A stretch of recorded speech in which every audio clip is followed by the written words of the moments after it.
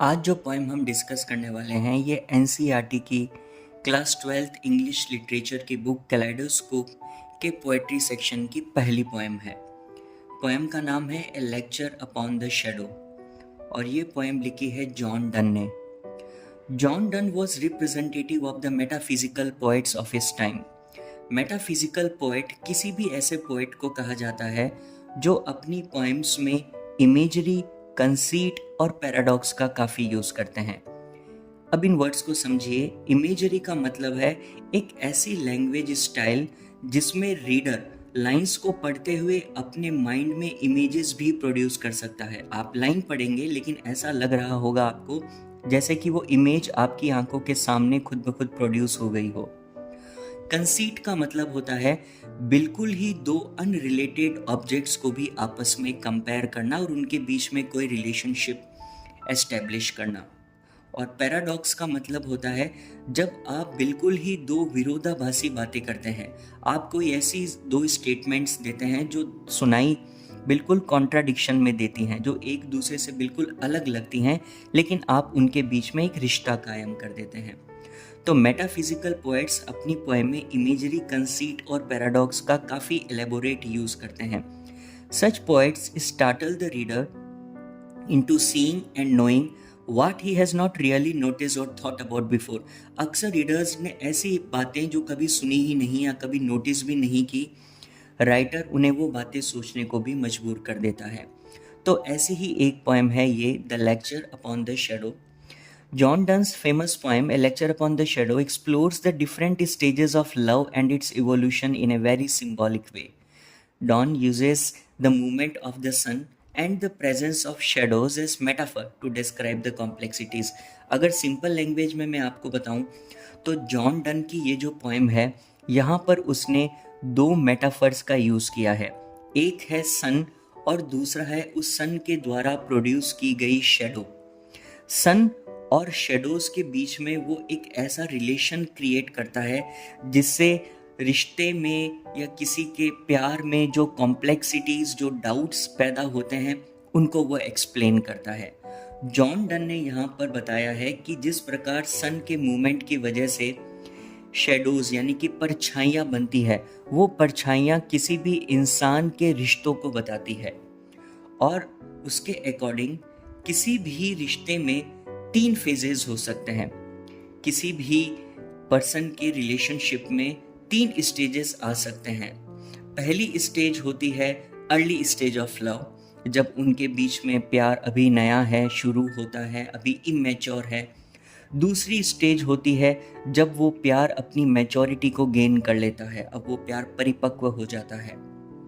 और तीसरी स्टेज है डिक्लाइन ऑफ लव, जब रिश्ते में अनबन पैदा होती है और आपस में मिसअंडरस्टैंडिंग हो जाने की वजह से प्यार कम होने लगता है। यही तीनों स्टेजेस ऑफ लव को जॉन डन ने शेडोज के द्वारा रिप्रेजेंट किया है। जैसे कि सन के मूवमेंट की वजह से मॉर्निंग में शेडोज बनती है। अगर मान लीजिए एक आदमी और औरत साथ में चल रहे हैं तो मॉर्निंग सन की वजह से उनकी शेडोज क्रिएट होंगी, और जब नून का टाइम हो जाता है तो वो शेडोज बिल्कुल शॉर्ट हो जाती है, बहुत कम लेंथ की हो जाती है, बिल्कुल हमें नज़र भी नहीं आती। ये जो नून वाली स्टेज है ये मैच्योरिटी ऑफ लव को रिप्रेजेंट करती है। वही morning shadows early stage of love को प्रोड्यूस करती हैं।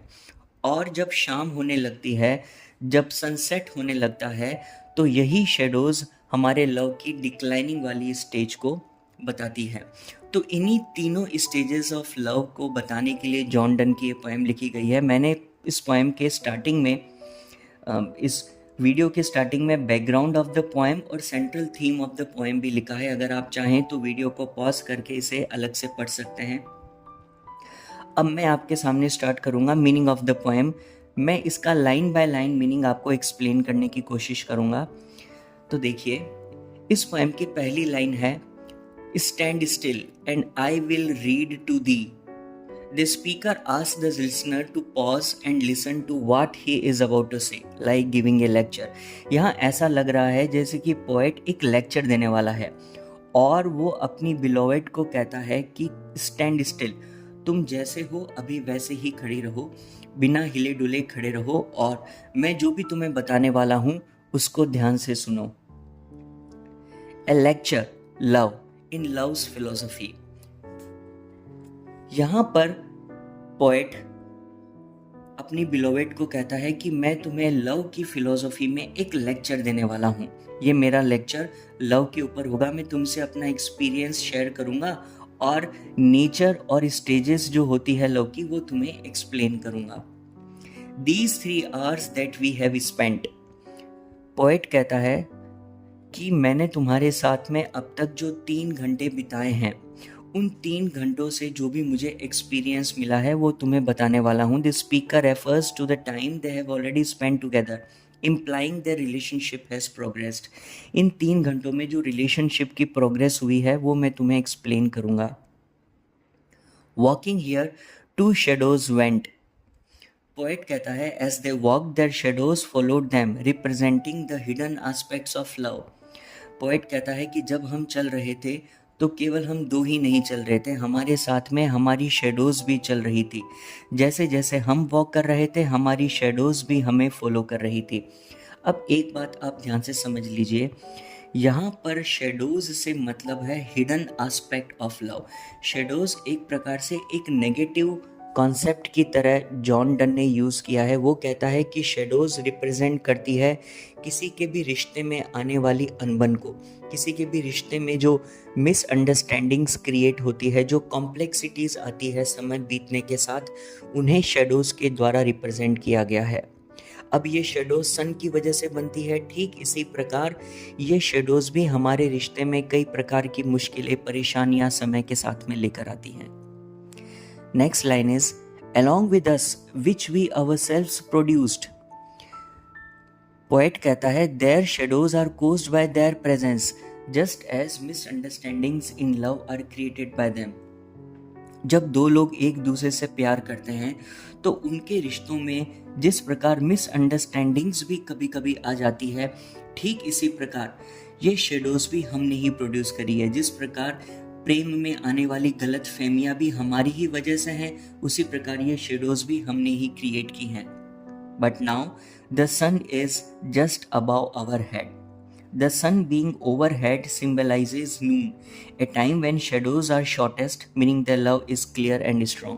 अब देखिए यहाँ पर पोएट कहता है जब भी किसी रिश्ते की शुरुआत होती है तो पहले दोनों ही पर्सन्स में एक दूसरे के प्रति बहुत प्यार और रेस्पेक्ट होता है और धीरे धीरे ये प्यार बढ़ने लगता है। और जिस प्रकार सन जब हमारे ओवरहेड होता है और उस वक्त शेडोज़ बिल्कुल शॉर्ट हो जाती है, इतनी छोटी हो जाती है कि वो बिल्कुल हमारे पैरों के नीचे होती है और हमें नज़र भी नहीं आती। ठीक इसी प्रकार जब हमारा रिश्ता एकदम नून की तरह हो जाता है तो ये शेडोज़ हमें दिखाई नहीं देती, यानी कि जो गलत फहमियाँ और जो परेशानियाँ हमारे रिश्ते में आ गई थी वो गलत फहमियाँ बिल्कुल दूर हो जाती है और हमारा प्यार बिल्कुल मैच्योरिटी को गेन कर लेता है। We do those shadows trade. They are metamorphically walking on their shadows, meaning they no longer have doubts or obstacles in their love. इसका मतलब है जैसे नून के वक्त शेडोज़ बिल्कुल हमारे पैरों के नीचे होती है और हम उन्हीं शेडोज़ पर कदम रखकर आगे चलते हैं और वो हमें नज़र ही नहीं आती, ठीक इसी प्रकार नून के वक्त यानी कि हमारे लव की मैच्योरिटी के वक्त ये परेशानियाँ, ये मिसअंडरस्टैंडिंग्स हमें नज़र नहीं आती, हमारे रिश्ते में कोई भी डाउट या ऑब्स्टिकल नहीं होता। And to brave clearness all these things are reduced, ये सारी परेशानियाँ, कन्फ्यूजन्स जो हैं ये बिल्कुल रिड्यूस हो जाती है और हमारा रिश्ता एक ब्रेव क्लियरनेस को अचीव कर लेता है जहाँ पर हमें एक दूसरे पर पूरा भरोसा होता है और कोई मिसअंडरस्टैंडिंग के लिए कोई जगह नहीं होती। So whilst our infant loves did grow, When the love was new and immature, it was still growing and developing. यहाँ पर पोएट कहता है कि जो हमारा इन्फेंट लव था यानी मॉर्निंग शेडो के वक्त, यानी कि रिश्ते की शुरुआती स्टेज में हमारा जो प्यार था वो बिल्कुल इन्फेंट था, यानी वो अभी इमेच्योर था। अब वो धीरे धीरे ग्रो करने लगा है, लेकिन जब हमारा प्यार ग्रो करेगा, disguises also did and shadows flow. जैसे जैसे रिश्ता आगे बढ़ता है, जैसे जैसे हम एक दूसरे के साथ समय बिताने लगते हैं, वैसे वैसे ही रिश्ते में डिसगाइजेज भी आने लगते हैं। वैसे तो डिसगाइजेज का मतलब होता है रूप बदल कर आना, भेष बदल कर आना, लेकिन यहाँ पर डिसगाइज और शेडोज का मतलब है मिसअंडरस्टैंडिंग्स एंड इनसिक्योरिटीज़ जो हमारे रिश्ते में क्रिएट होती है। और पोएट इन्हीं मिसअंडरस्टैंडिंग्स और इनसिक्योरिटीज़ को शेडोज़ के जरिए सिंबलाइज कर रहा है। From us and our cares but now this not so. अब ये जो परेशानियां और मिसअंडरस्टैंडिंग्स बनी हैं, these doubts come from their own concerns but now these concerns are gone.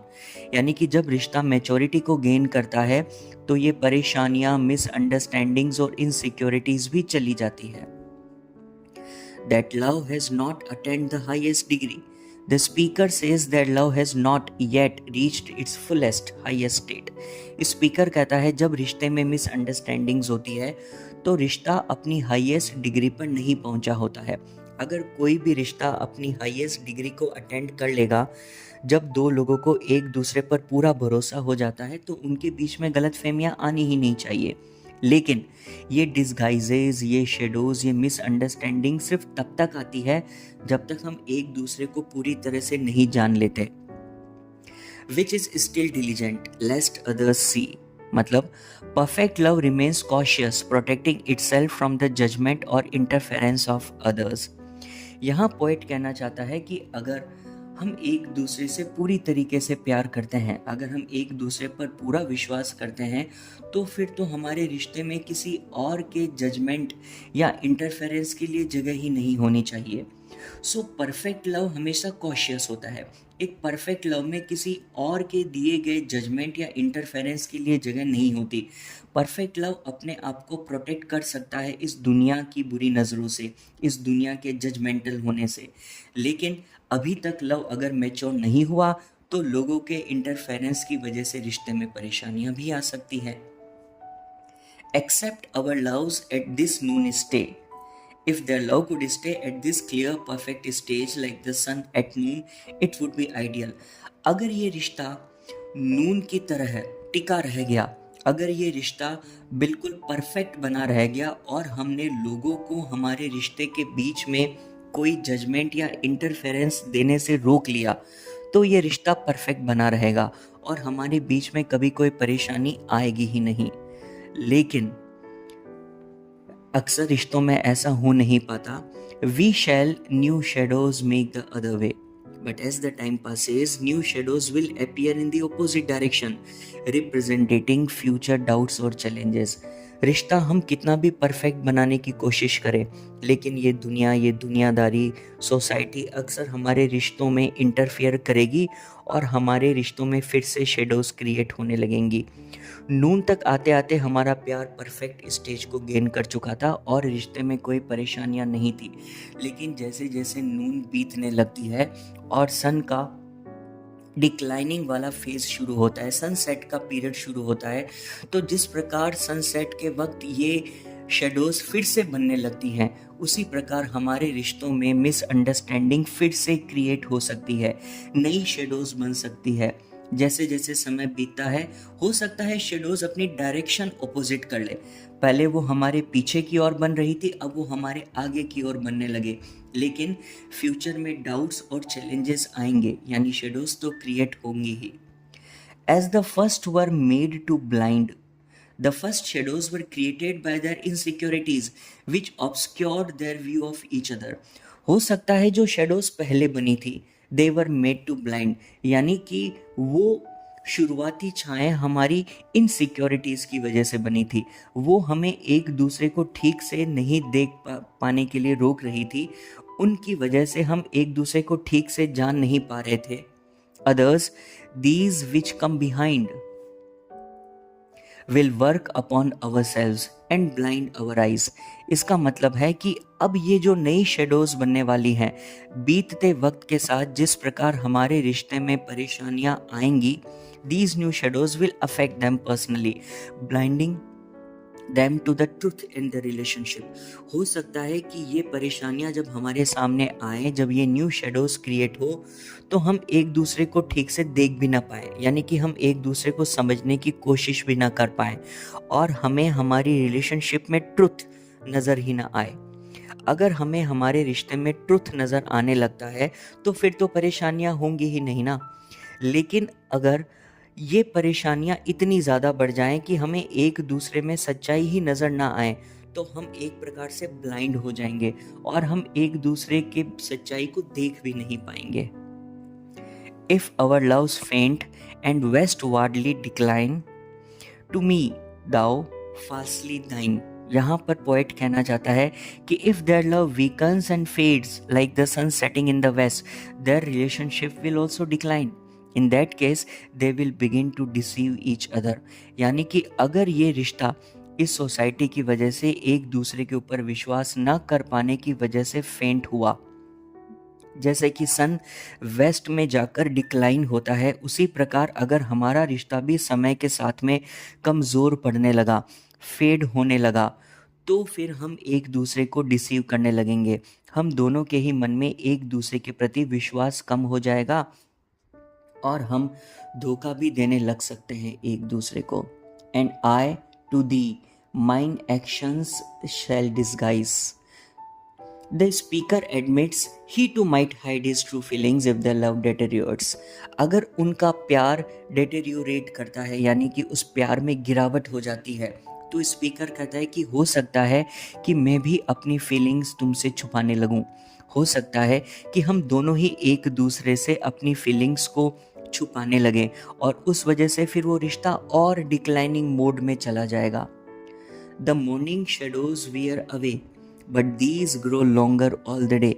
The early shadows, like the initial doubts in love, disappear as the relationship grows। However, as time passes, the new shadows grow longer and more serious। यहाँ पर आपको एक बात ध्यान से समझने की ज़रूरत है। स्पीकर कहता है कि हमारे रिश्ते के शुरुआत में जो शेडोज क्रिएट हुई थी वो मॉर्निंग शेडोज थी और वो धीरे धीरे दूर भी हो गई जैसे जैसे हमारी रिलेशनशिप ग्रो करी, और जब नून का टाइम आया तो वो शेडोज अपने आप दूर हो गई और हमारा प्यार मजबूत होता चला गया। लेकिन एक बार प्यार के मजबूत होने के बाद में भी अगर हमारे माइंड में डाउट्स क्रिएट हुए, अगर ये शेडोज फिर से क्रिएट हुई, तो अब ये शेडोज पहले से भी ज़्यादा डेंजरस होंगी। ये शेडोज तो और लॉन्गर और सीरियस होंगी। यानी कि प्यार की शुरुआती स्टेज में हम एक दूसरे को माफ़ कर देते थे, हम एक दूसरे की कमियों को इग्नोर कर देते थे, लेकिन जैसे जैसे रिश्ता मैच्योर होता है उसके बाद में जो परेशानियां आती है वो पहले से ज़्यादा सीरियस होती है।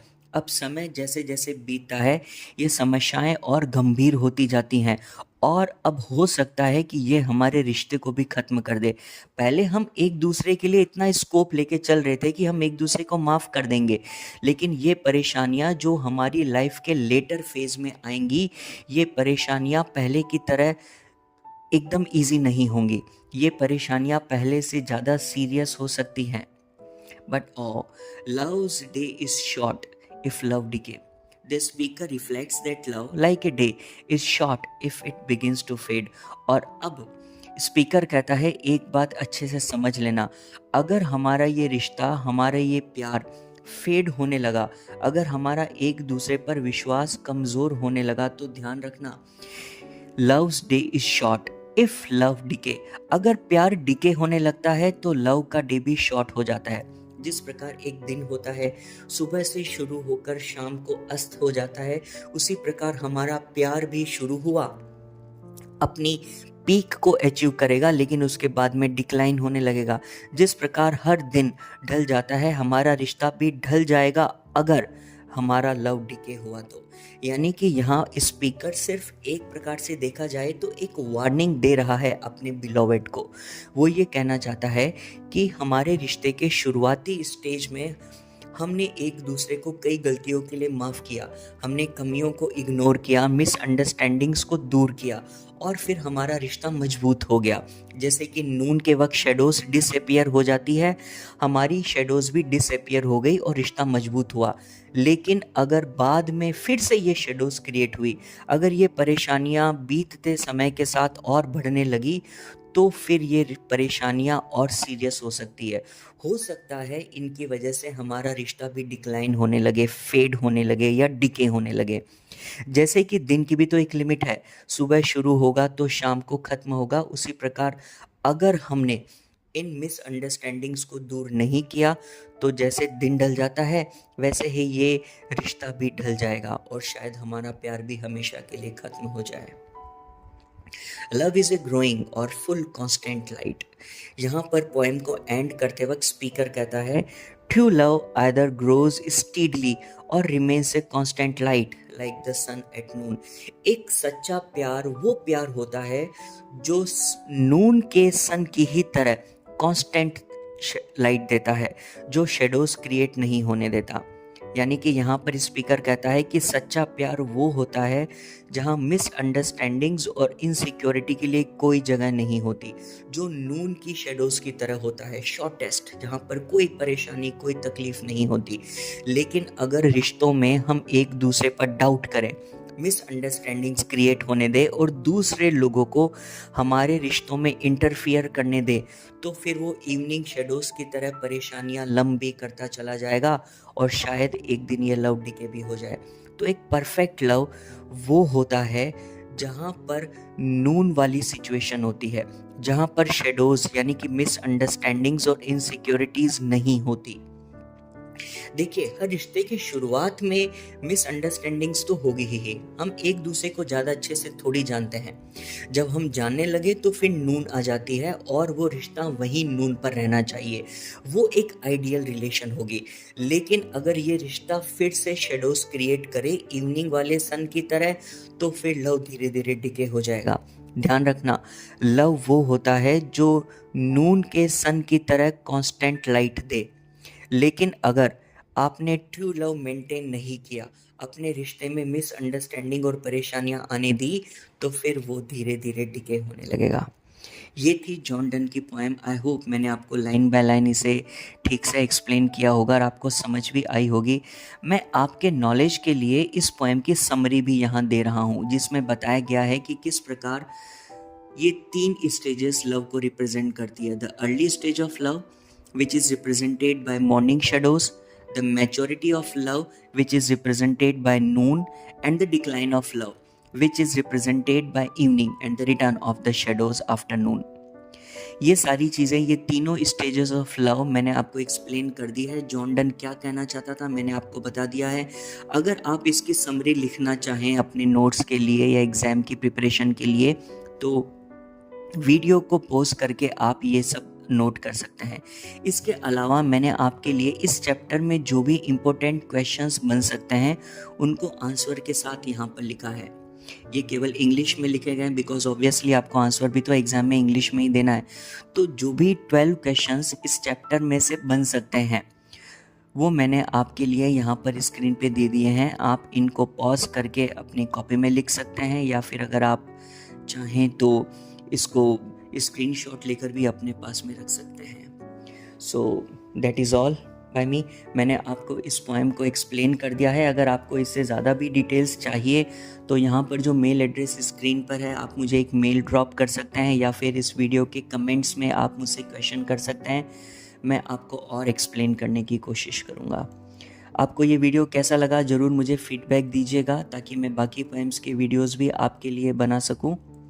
So thank you so much for being with me. अगर आपको कोई डाउट है तो आप कमेंट्स में मुझे पूछ सकते हैं। अगर आप न्यू हैं तो इस चैनल को सब्सक्राइब कर लीजिए और अपना फीडबैक ज़रूर दीजिएगा। Thank you so much.